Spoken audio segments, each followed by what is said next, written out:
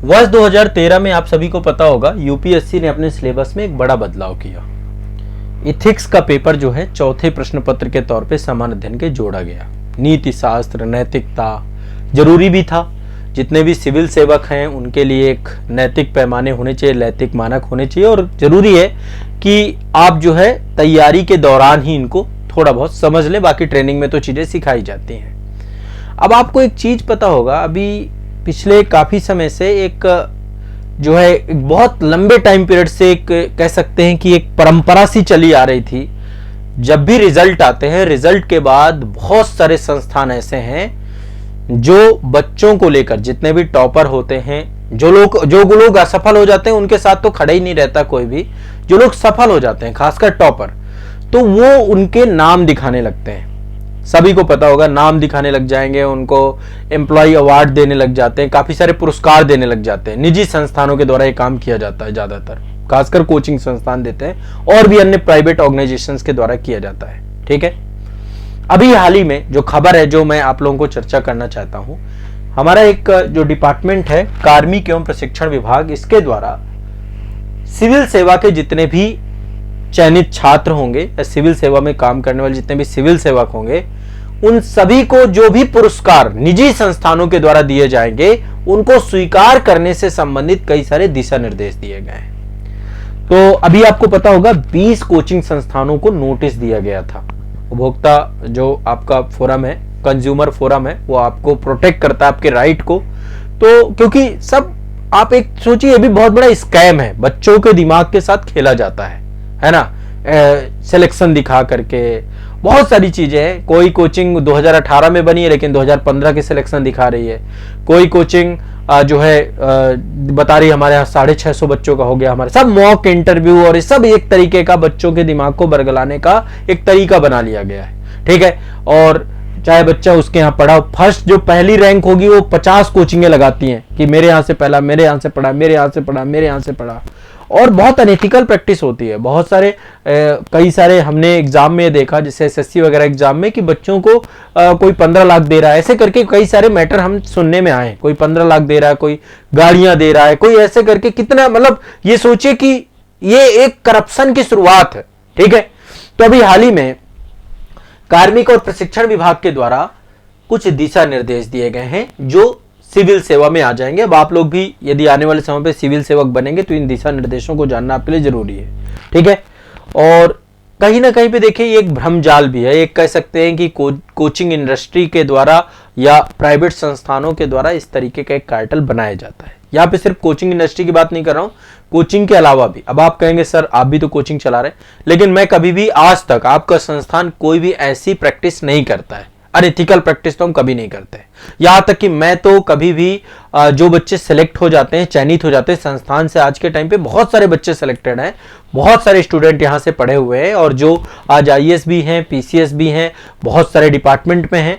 5000 से ज्यादा मैं बोलता हूं कि बच्चे यहाँ चयनित हैं, लेकिन कभी मैं ऐसा नहीं करता कि उनके नाम पे मार्केटिंग करूं। मैं कभी भी, मैं इससे बहुत दूर हूं। और जब मैंने स्टार्ट किया था तो पहले ही मेरे ये पहली खुद के सिद्धांत है कि हम कभी उस डायरेक्शन पे जाएंगे नहीं, क्योंकि वो एक रेस है, उस दौड़ में सम्मिलित होने का कोई मतलब नहीं है। ठीक है, तो आज तक मैं कभी उस डायरेक्शन पे हम गए नहीं। आप लोग सब जानते हैं, जितने लोग भी, कंटेंट आपको चीजें समझ में आनी चाहिए, है ना। जो सब्जेक्ट है आपका सिलेबस है उसका एक एक हिस्सा आपको समझ में है। मेरा हमेशा फोकस उसमें रहा है और हमेशा फोकस उसी में रहेगा। तो अभी जो है हाल ही में ध्यान से समझिएगा, जो सरकारी सिविल सेवक हैं उनको निजी संस्थान और कोई भी संगठन से पुरस्कार स्वीकार करने के संबंध में दिशा निर्देश जारी किए गए हैं। सिविल सेवा आचरण नियम 1964 एक आचरण नियम है आपका, जिसमें कोड ऑफ एक तरीके से कि आपको कैसा कोड ऑफ इथिक्स होना चाहिए, कोड ऑफ कंडक्ट कैसा होना चाहिए। तो केंद्रीय सिविल सेवा आचरण नियम 1964 में भारत के जितने भी सरकारी कर्मचारी होते हैं उनके कर्तव्यों के पालन के दौरान उनका आचरण कैसा होना चाहिए उसको लेकर के पूरा एक कोड बनाया गया है। सिविल सेवा आचरण नियम 1964 ये आपका बनाया गया। ठीक है, अब इसके तहत कई सारे जो है आपके ऊपर एक तरीके से आपके एक बार मोरल आपके ऊपर दबाव रहता है, प्रेशर रहता है। तो जो आईएएस अधिकारी हैं, पीसीएस अधिकारी हैं, अभी कोई भी जो है सिविल सेवा में जुड़े हुए अधिकारी हैं, तो आमतौर पे क्या होता है, जब सिलेक्शन होता है उसके बाद फिर आपकी तो बाहर आ जाती है जीवन में। बहुत सारे पुरस्कार, अवार्ड और बहुत सारे सब अपने निजी हित होते हैं, है ना, वो सब देना चालू करते हैं। तो इन सब को लेकर के अभी ये बात कही गई है, जो अभी नए दिशा निर्देश आए हैं केंद्रीय सिविल सेवा आचरण नियम 1964 के तहत, उसमें कहा गया है कि निजी संस्थाओं और संगठनों द्वारा पुरस्कार यदि कोई लेता भी है, कोई भी सिविल सेवक, तो उसको सक्षम प्राधिकारी की पहले अनुमति लेनी पड़ेगी। और सक्षम प्राधिकारी कोई ऐसा नहीं होगा, मंत्रालय के विभाग का सचिव होगा। जो भी कर्मचारी होगा उसका जो मंत्रालय होगा, उसका जो सचिव होगा, वो सक्षम प्राधिकारी होगा। ठीक है। और सक्षम प्राधिकारी जब अनुमति दे रहा होगा तो देखेगा कि कोई पैसा तो नहीं ले रहा है ये सिविल सेवक। फिर करप्शन की जड़ यहीं से स्टार्ट होती है, यहीं से भ्रष्टाचार चालू होता है। तो कोई पैसा थोड़ा ना आप स्वीकार करें, यदि पैसा स्वीकार करेंगे तो उसको आपको एक्सेप्ट नहीं किया जाएगा। निजी संस्थाओं को विश्वसनीय होना चाहिए। जो भी संस्थान आपको पुरस्कृत कर रहा है ना, बहुत सारे लोग बुलाए जाते हैं ना, अधिकारियों को सेमिनार पे बुलाया जाता है, सेमिनार में बुला के उनको पुरस्कृत किया जाता है, तो इस सब की जानकारी देनी पड़ेगी, पूर्व अनुमति लेनी पड़ेगी। ऐसे नहीं आप स्वीकार कर सकते हैं। ठीक है। और वो भी मंत्रालय लेवल का, सचिव लेवल का जो है अधिकारी, वो सक्षम प्राधिकारी होगा।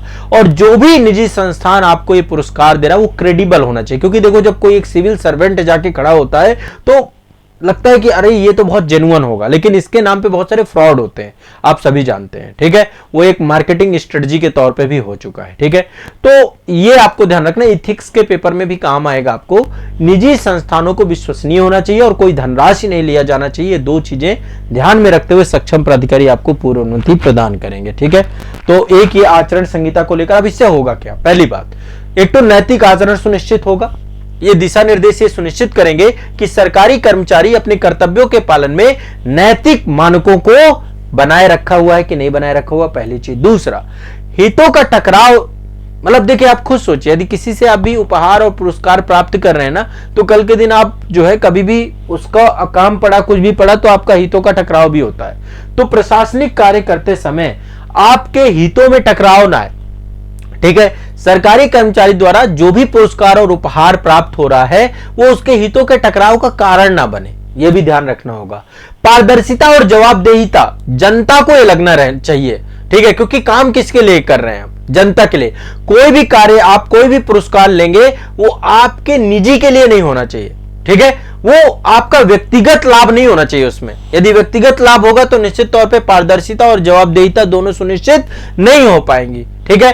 तो यदि ये नियम स्पष्ट किया गया है, इसमें डाला गया कि निजी संस्थानों और संगठनों से आप कोई भी जो है पुरस्कार नहीं ले सकते हैं, तो निश्चित तौर पे आप समझ सकते हैं कि सरकारी कर्मचारियों द्वारा कोई भी निर्णय लिए जा रहे हैं तो उनमें उनका कोई व्यक्तिगत लाभ नहीं। अभी आप लोगों ने एक मूवी आई थी एस्पिरेंट सीरीज, यदि आपने देखी हो, एस्पिरेंट सीरीज में अपने दोस्त को, जबकि उसका दोस्त सही होता है पूरी तरीके से, उसको एक टेंडर दिया जाता है ना, टेंडर उसको जैसे ही मिलता है बाद में उसके ऊपर जांच आ जाती है, संदीप भैया के द्वारा जांच लगवाई जाती है ना। तो वो क्या होता है, जब कभी भी आप अपने नजदीकी लोगों को लाभ प्रदान करते हैं तो कहीं ना कहीं पे आप इस घेरे में आ जाते हैं कि आप कितना सही हैं या कितना गलत है। समझ रहे हैं? और एक सबसे बड़ी चीज ये है कि लोगों का विश्वास बना रहे प्रशासन में, ये सबसे बड़ी आवश्यकता है वर्तमान की।